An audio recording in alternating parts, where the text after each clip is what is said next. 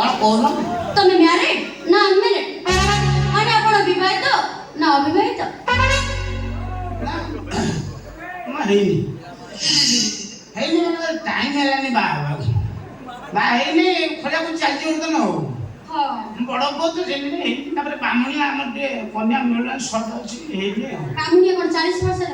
ବାମୁଣିଆଙ୍କର ଟିକେ ସର୍ଟେଜ, ତାଙ୍କର ladies shortage.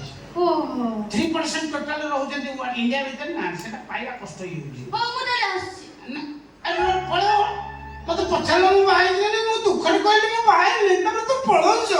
ମୋର ବିବାହିତ ଲୋକ ଦରକାର। ଆଉ କଣ ଭାବିଥିଲି ତମକୁ?